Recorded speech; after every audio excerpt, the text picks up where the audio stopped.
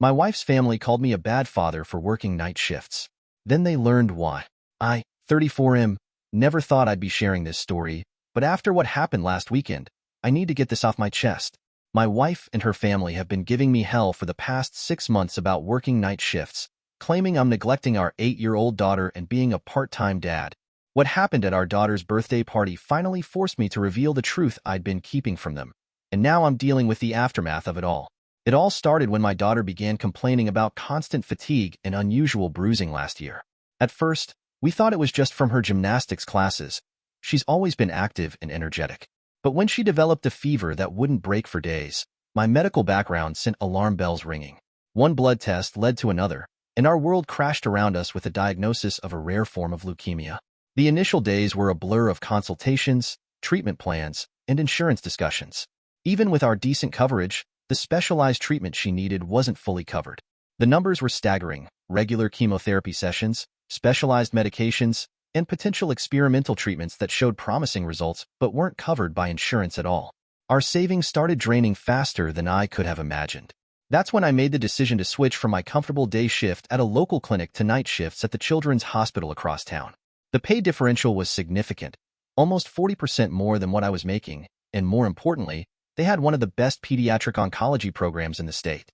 My wife understood and supported the decision immediately. Our daughter, showing maturity beyond her years, simply hugged me and said, "Do what you need to do, Dad." What we hadn't anticipated was the backlash from my wife's family. They've always been the traditional type, believing that fathers should be home for dinner every night and present at every single family gathering. My mother-in-law, who lives just 15 minutes away, started with subtle digs about how children need stability and presence is more important than presence. She'd constantly remind my wife how her own father never missed a single family dinner, conveniently forgetting that he had inherited a successful business and never had to worry about medical bills a day in his life. My sister-in-law was even worse. She's a social media mommy blogger who constantly posts about traditional family values and the importance of regular family routines.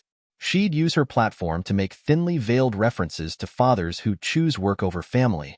During family gatherings, she'd make comments like, "Oh, look who finally decided to join us," or, "I guess some people think providing financially is enough of a contribution to parenting." The criticism intensified over the months. They'd point out every little thing: how I missed Sunday dinners, how I couldn't make it to their arbitrary emergency family meetings, how I was sleeping during the day when normal parents were active. They'd gather at our house when I was trying to sleep between shifts, deliberately being loud and making comments about how some people have weird schedules. What they didn't see was how I structured my entire life around my daughter's needs. Between shifts, I'd help her with homework, sitting with her even when exhausted because those moments were precious. I'd adjust my sleep schedule on treatment days to drive her to appointments, holding her hand through procedures while fighting my own fatigue. My wife, amazing as she is, coordinated everything else: school pickup, daily medications, regular routines, while working part-time from home to maintain some income and insurance benefits. Our daughter was the one who asked us not to tell the family about her condition. "I don't want them to treat me differently," she said. "I don't want every family gathering to be about me being sick." We respected her wishes, dealing with the criticism silently, knowing we were doing what was best for her. The breaking point came during her birthday party last weekend. I had just finished a grueling 12-hour shift where we lost a young patient, something that hits differently when your own child is fighting the same battle. Still, I made sure to be there, downing coffee and trying to stay present for her special day. The party had a space theme. She's been obsessed with astronomy lately, finding comfort in learning about things bigger than her current struggles. My sister-in-law, true to form, started her usual routine. She began by commenting on how I looked tired, then escalated to talking about how she'd seen my daughter crying at school pickup last week because I wasn't there. She went on about how her husband would never choose money over family tie, and how some people just don't understand the importance of being present. That's when something in me snapped. Not in an angry way. When you work in pediatric oncology, you learn to control your emotions, but I decided they needed to know the truth. I looked at my daughter, who gave me a small nod.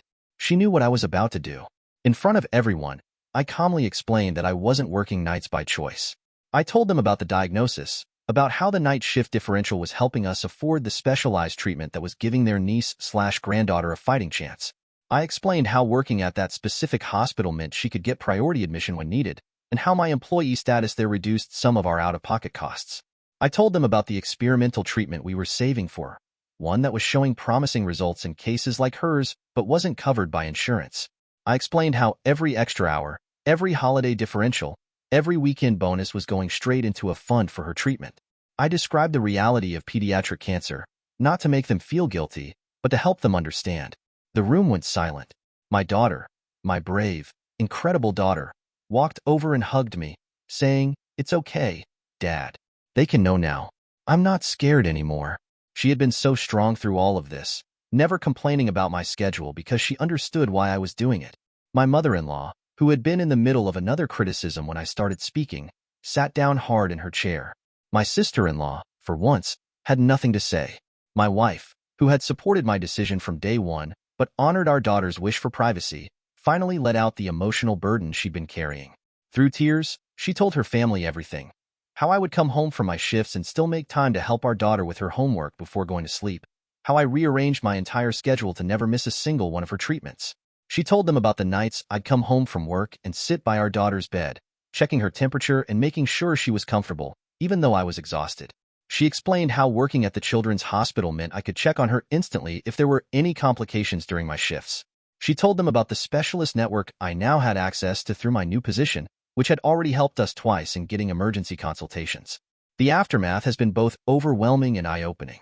The family dynamic has shifted completely.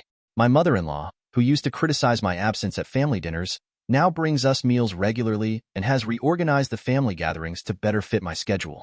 She's been researching childhood leukemia and has joined support groups for grandparents of children with cancer.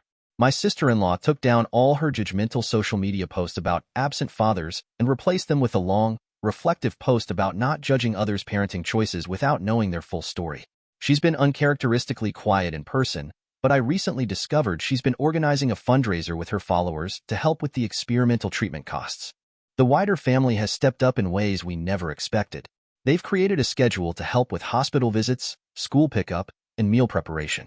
My wife's cousin, who works in pharmaceutical research, has been helping us navigate clinical trials and treatment options. The support we now have makes me wish we'd told them sooner, but I understand and respect why our daughter needed to wait until she was ready. My daughter's prognosis is improving, and her doctors are optimistic. The experimental treatment we've been saving for is now within reach, thanks to the combined efforts of my night shifts and the family's newfound support.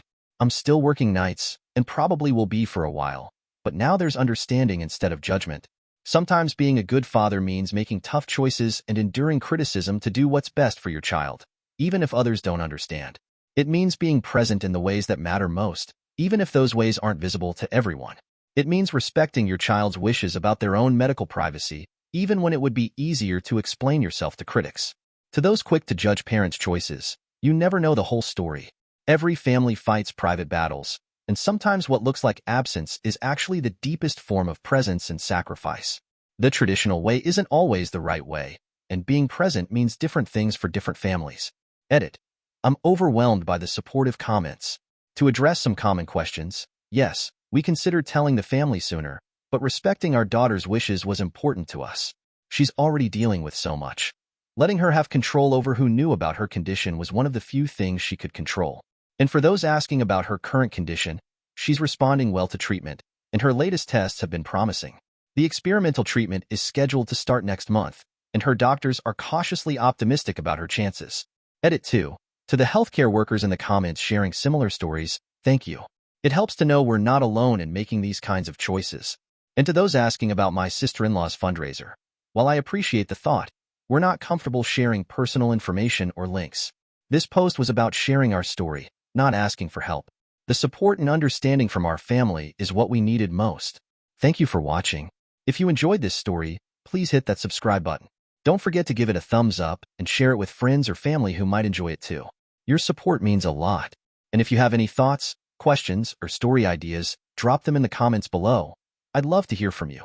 See you in the next story.